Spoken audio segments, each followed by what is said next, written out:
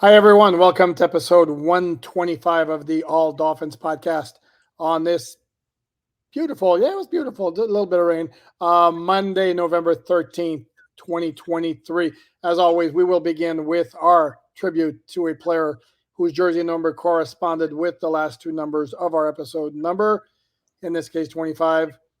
And I think the first go around, we might have gone with Tim Foley. Obviously, if we weren't to include current players, Xavier Howard certainly would rank pretty high among the list of players who were But 25. we But do we'll not go. include certain current players. I know I don't include current players. That's too easy. And instead, I'm going to go with a former first round pick from the University of Florida in a year when the Dolphins had two first round picks, 1989, the one and only safety, Louis Oliver. Oh, no, I think you went with Louis Oliver the last time. Oh, you do? You think so? I don't know. I don't know either. I would hate doing that. I hope somebody maybe kept track somewhere and will tell us. Because I think I went Tim Foley last time as an ode to the 1972 team, and I had made the point that Tim Foley was a cornerback early in his career on that as starting cornerback on that 72 team. Later in his career, moved to safety where he became a Pro Bowl player. Okay. So Louis Oliver, again, this was the year Dolphins had two first round picks. They had the ninth pick. They chose Sammy Smith from Florida State, a pick that did not pan out as Omar is doing the cringe look. Louis Oliver was a solid player for the Dolphins for a few years, had a monster game in a win at Buffalo in 1992 when he had three picks, including one he returned, I want to say 103 yards for a touchdown. This was a game early season battle between two AFC's powers. Dolphins won 37-10. And Oliver was known actually, though, as a hitter in the secondary, along with his former UF teammate Jarvis Williams. I remember Louis Oliver because he threw a lot of parties that I used to hear about on the radio. And I think he had a club or something like that. But hey, Louis Oliver was a man of the town, and I enjoyed men of the town. There you go. Jumbo-sized safety. In fact, I don't recall the Dolphins ever having a safety that size. He was a big dude. So anyway, that was our very little quick trip down memory lane. Today was the return to practice of the Dolphins following their bye, where a lot of the top teams in the AFC lost. We addressed that on the show Sunday. Today was about the Dolphins and its practice. And the big news, very obviously, the return to practice of one Devon Achane. Yes, based on what we were seeing, he looked pretty decent. Didn't look like he, was limping around, but Mike McDaniel expressed that this was a situation where it didn't need to be scoped, it didn't need to have surgical procedure. Really, we shut him down from a precautionary standpoint, put a knee brace on him, and he should be okay. Now, question is, where is he in terms of understanding the concepts, the playbook, and things of that nature? Obviously, he's been around. I haven't seen him, but I'm pretty sure that he's been around. So it'll look seamless. Let's hope. Yeah, and he didn't look like a guy who had been out for 4 games with a knee injury. And the big question, of course, is did either Omar or I confuse him with Savon Ahmed at practice today? No, that'll never happen again. I had to go there. It's interesting though because I was looking at both of them. I was like, okay, did they look similar? And maybe today I noticed tiny guy. No, correct. But we were usually when we watch training camp practice, we're in the stands, which is farther away. Today we were like between the two fields, where we were closer to them, and it looked like maybe Ahmed is a tad taller and slimmer. Achane maybe a little bit shorter and stockier. But when you walk from the practice field, again, I'm pretty confident I won't. Well, there's certainly a big difference when we're as I would like to again. If you didn't hear it the last time, I want to apologize to you, Dolphin fans, for mistaking the two and telling you that they are comparable players. They are not comparable players. And let's be all excited when Devon gets back and resumes what he was doing, because he was really on pace for having a when he got injured, he was the second leading rusher in the NFL, Mhm. with half of the carries that Christian McCaffrey was the Right. only other guy had. And nobody expects him to continue to maintain a 12 yards per carry average, which he presently has. However, if he does half of that, he will still be a phenomenal rookie. I'm pretty sure he can't win Rookie of the Year because CJ Stroud is absolutely killing it right now. Nobody saw that coming, especially having watched him in the joint practice in Houston. I ain't know he was like that. But Devon Achane being back is going to be huge for this team. And it's interesting you mentioned that the joint practice in Houston, because I had the Dolphin offense versus Yes. the Houston defense, and in case you forgot, we double teamed that. Omar and I were both in Houston for those joint practices. I gave Omar the defense. Actually, no, I believe I gave you the choice, and you took the Dolphin defense. Because I know what you wanted, but I did take the Dolphins defense for both practices, and trust me, CJ Stroud did not look like that. Okay. Did not look like the biggest, baddest quarterback in the NFL and one of the quarterbacks who's having the best rookie season. No, he was not like that. No, I mean, no, he is. Dude is like like you said, he is balling big time. HN, by the way, still second among rookies in rushing yards. Even Nobody cares about that. He needs to be second in the NFL.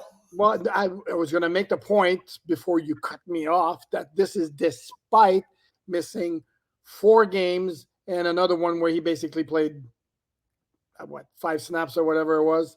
This man was the second leading rusher in the NFL before he got Yes, he was. I get, on but on on no opportunities. well, no, he had 3 straight 100-yard games at the time he got injured against the New York Giants on one of those tackles that a lot of NFL players or is it NFL players? Some players or some people want to get out of the game, that hip drop they call it, where basically a giant dude hangs on to the top of your body and then drops his entire weight and drags you down with him, which is basically nightmare for knees and hips and You ankles and can't all. get rid of everything. No, but It's I don't like that tackle. And trust me, I hear you. I when you completely get rid hear of you. cut blocking, then we can cut blocking, something that they should have taken out of this game a decade ago. If you continue to allow it, which I really don't see that often, but when I do see it, I mean it's horrendous.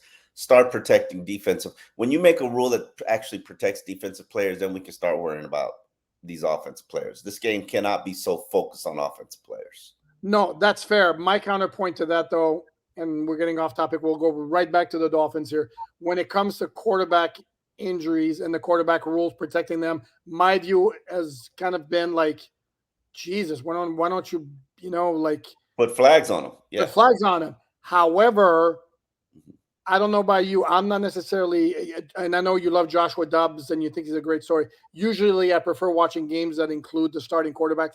Like when I watch the Jets play, I'd much rather be watching Aaron Rodgers and Zach Wilson. Okay. Or That's cute. it's cute.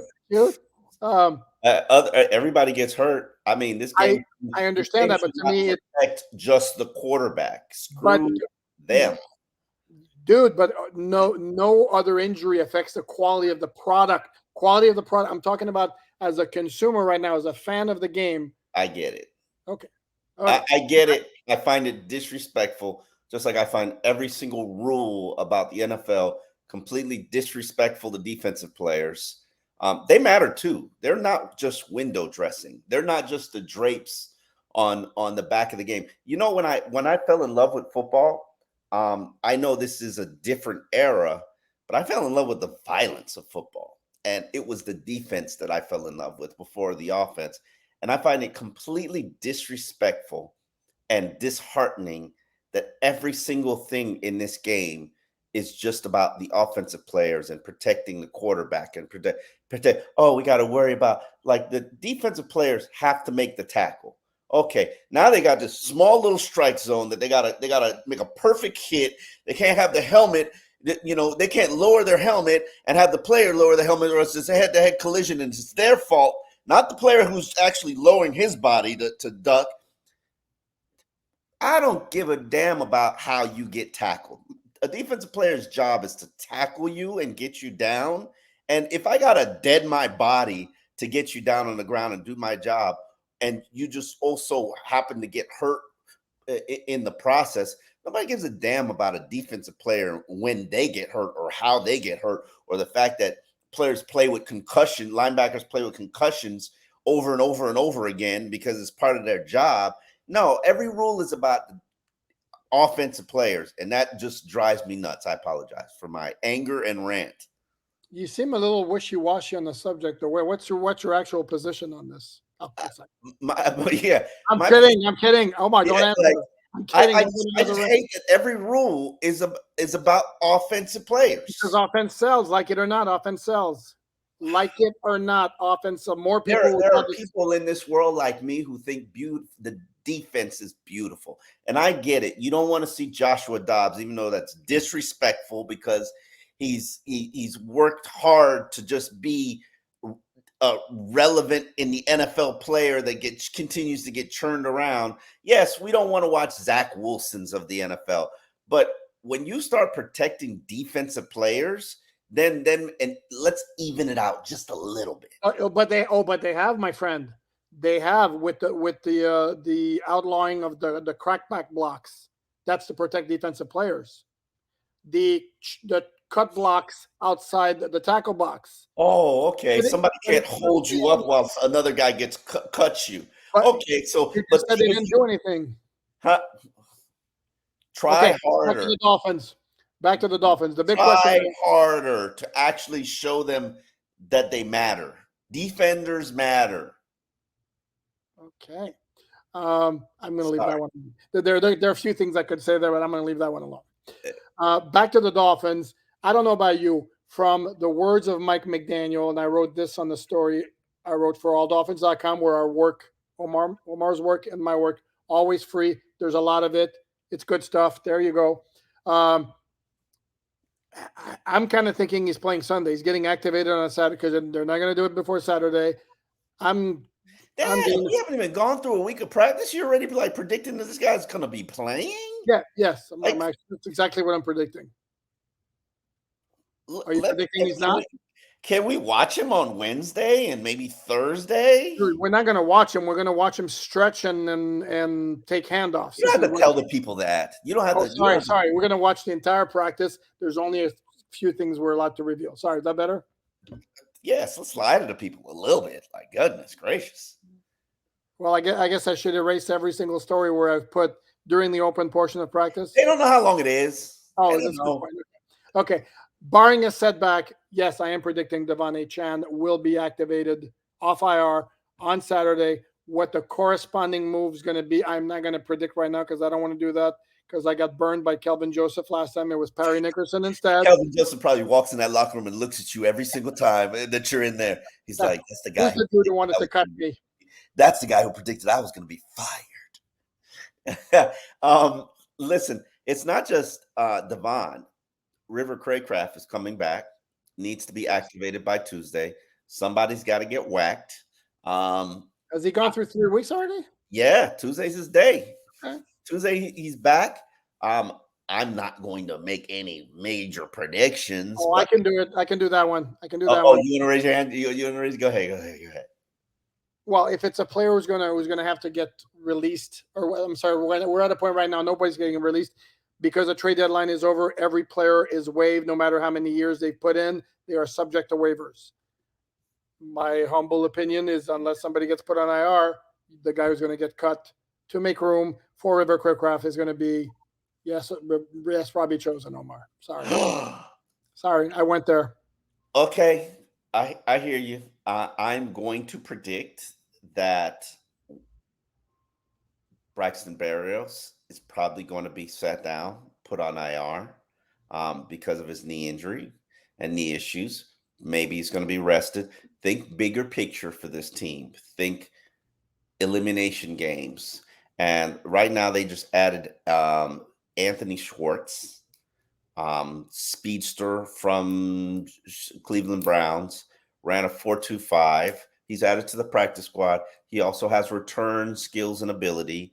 I think we're probably going to be looking at him maybe filling in for the next 3 weeks as maybe a kickoff returner, or hell, you can have somebody else do that job, and then have our guy Cedric Wilson. Notice I said our guy. Onion Head said. Don't do that. That was Tyreek Hill's nickname for him. No. That was not mine. We are not. I am not following Tyreek Hill. Tyreek Hill can do whatever he wants. He could call. He put it out there on Twitter for all to see. Calling a grown man on your head. Said it rhymes. Okay, I'm sorry, but it wasn't me. It was Tyreek Hill's nickname for Cedric Wilson in the offseason. He calls people vending machine. I mean, you're Tyreek. You could do whatever you want. And you've used vending machine, so. Yeah, I have used vending machine. So let me apologize also to Chase Claypool. I apologize for using vending machine. We are not going to call a grown man onion headset. Like, not going to happen. Not going to happen. It's funny sounding. Okay, I apologize for using onion headset. Okay, go ahead. Continue your point. And Cedric has been playing well. Yeah. Yes, he has. Oh, let me interject. Let me interject here because we mentioned Braxton Berrios. Important to note, if you recall, the last time the Dolphins practiced was last Tuesday. They had 4 wide receivers who didn't work: Tyreek Hill, Jalen Waddle, Braxton Berrios, Chase Claypool. 2 of those 4 were at practice on Monday, and no offense to Braxton or Chase, good news was it was Hill and Waddle. So obviously there's something amiss in terms of the health status of both Braxton Berrios and Chase Claypool. So yes, the possibility does exist that one of those 2 guys winds up on IR. River Crackraft takes their place. Yes. What's interesting is that both of those guys are the slot. Chase Claypool was learning how to play slot, developing as a slot. Both of them are battling knee issues. Hey, but if it's Robbie Chosen who gets whacked and has to go to the practice squad, I think it's okay. I think he'll be okay. Robbie has made it very clear that he wants to be part of this. He wants to be on this team. I don't think he'll go sign somewhere else unless a phenomenal opportunity presents itself. But I do think that Robbie, Omar, I'm sorry to cut you off, but he could get claimed because remember now everybody's subject to waivers. Yes. Although he could always say, "I'm not reporting, so don't claim me."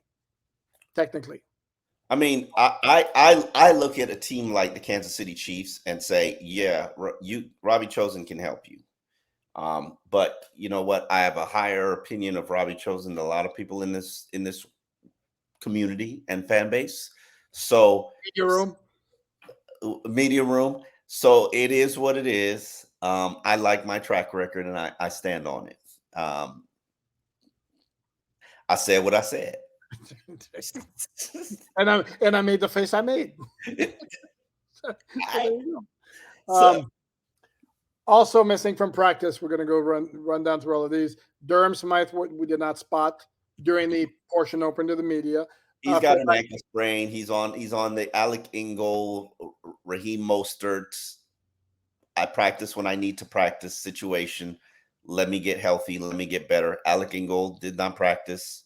Raheem Mostert is on a limited practice. This has been since week 1.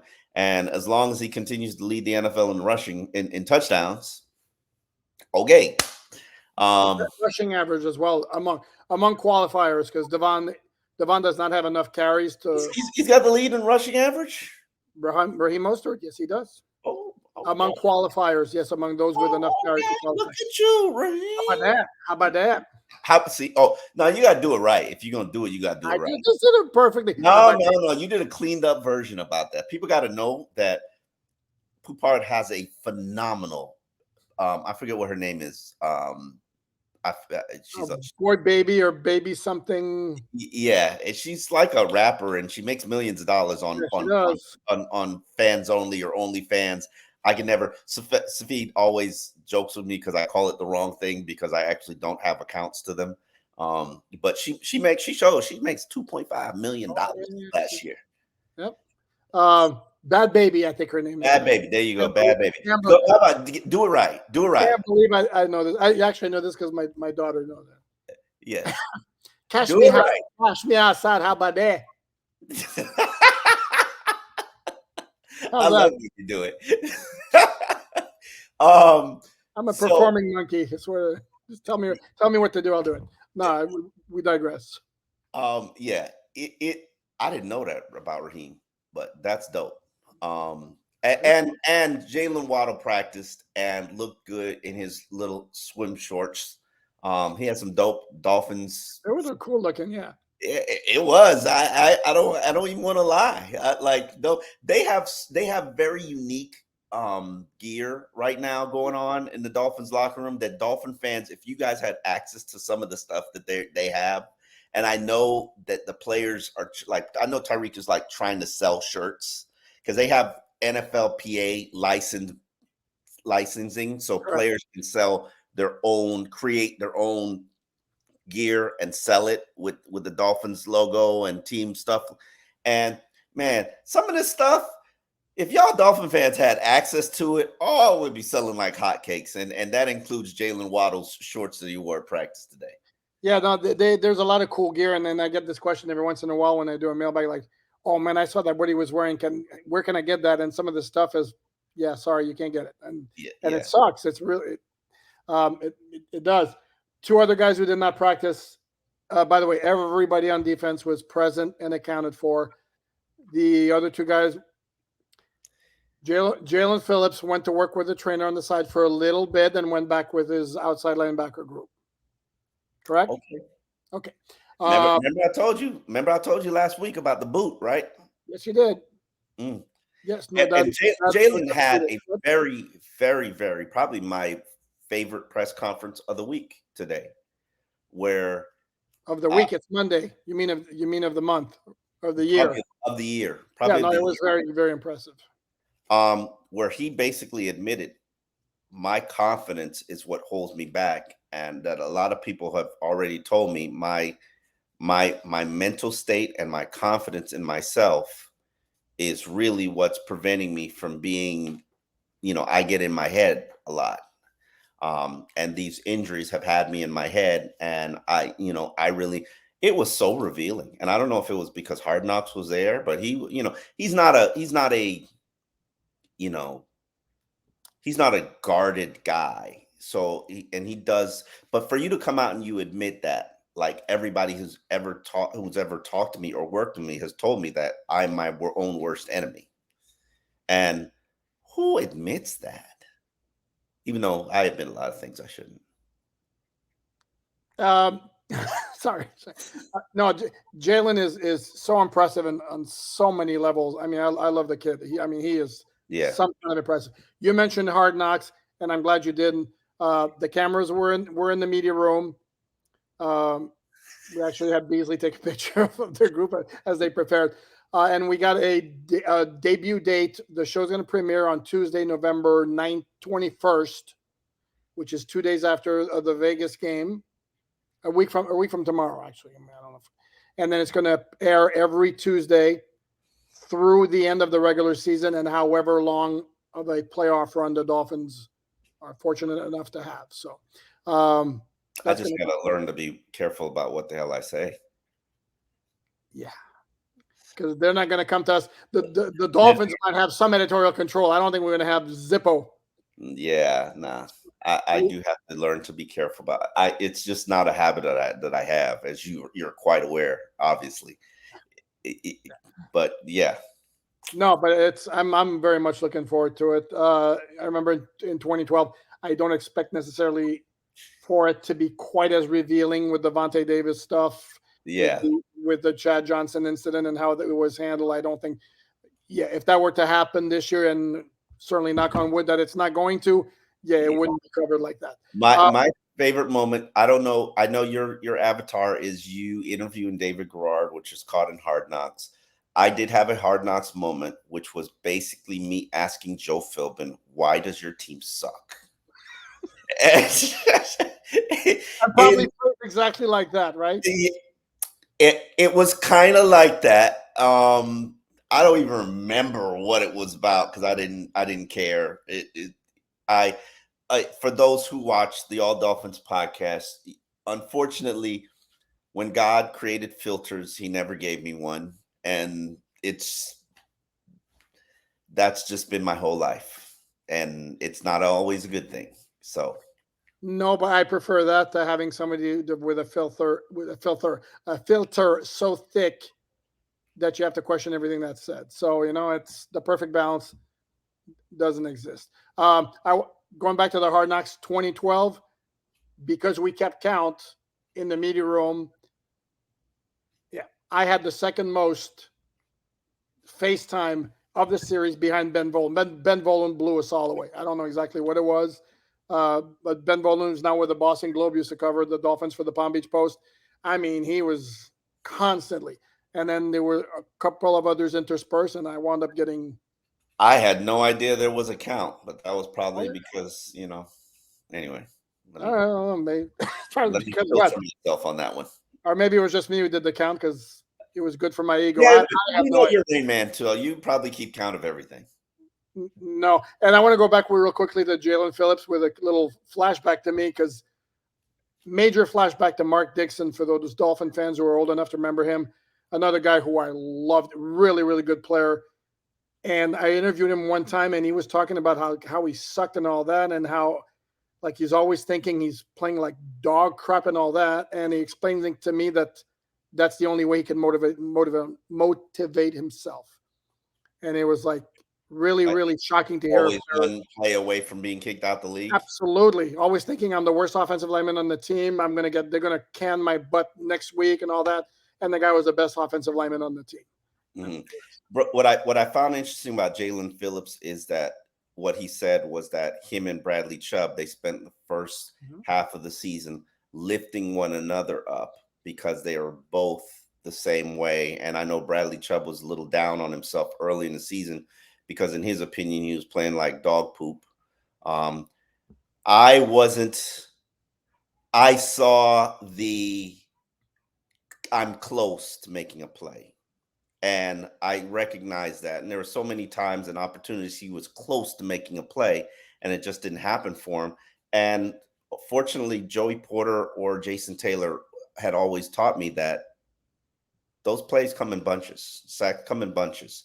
And if you just stay with it and stay resilient, they would come. Now, I did acknowledge that I don't think he's $100 million player, but right now I can tell you he's certainly performing like $100 million player.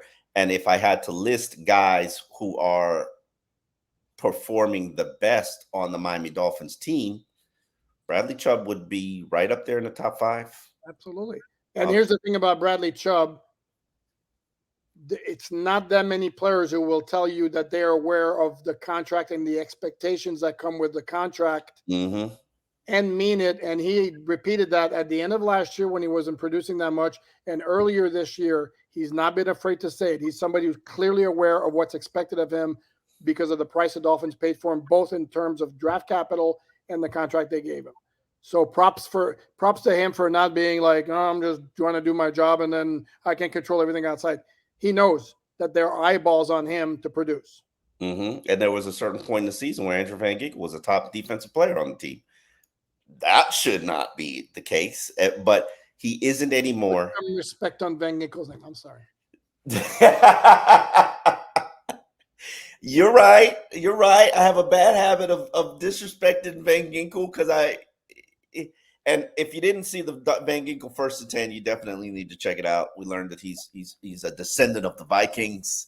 It's big to him. And he should play. He's certainly killing it right now.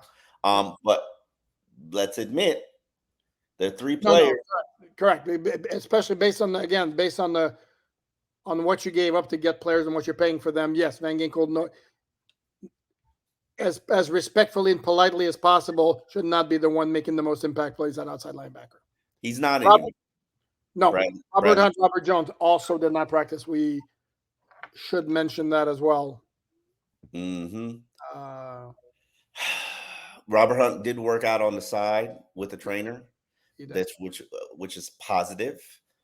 We will have a better understanding about where he is on Wednesday. But if we're going to follow Mike McDaniel's mentality philosophy towards games and injuries, it's err on the side of caution. and to give guys extra time. Robert Hunt has not played in 2 weeks now. If he practices Wednesday, he could practice the whole week unless he's full. We don't know if he's going to be cleared to play on Sunday. And he also mentioned that Robert Hunt and Robert Jones are week to week. That's his code word for, yeah, I'm more concerned about the bigger picture than I am about Sunday's opponent. And strangely enough, everybody has taken these Las Vegas Raiders lightly, and I know that the odds makers have made it a 10-point line, which to me it cray. But I know that the Dolphins are a different team at home than they are on the road. We've talked about that on the All Dolphins podcast consistently, and 10 is relatively fair. If well, and also Antonio Pierce and what he's done in his first 2 games as interim head coach of the Raiders is a great story, and they obviously look like a different team. They look like they're enjoying playing and all that. Let's also not forget that the 2 teams that they beat were the New York Giants and the New York Jets. All right, cool. And both at home. Now they go on the road. All right, cool. Against the Dolphins, who are quite a bit of a step up from the competition in those first 2 games. So that's fair. That's fair. They're an offensive juggernaut at home, where the heat and humidity is a factor, and their cheat motions are a factor. But they need to play a clean game, and I am concerned, as I've consistently been concerned, about the offensive line and what happens to the offensive line when Robert Hunt doesn't play. And today, I did ask Mike McDaniel a follow-up question, which kind of addresses something that I had a conversation with Kendall Lamm about, which I've shared on this podcast, where basically Kendall Lamm said, yeah, me guard, nah, that ain't going to happen. It's not a good idea. Lester Cotton's a better option for this team.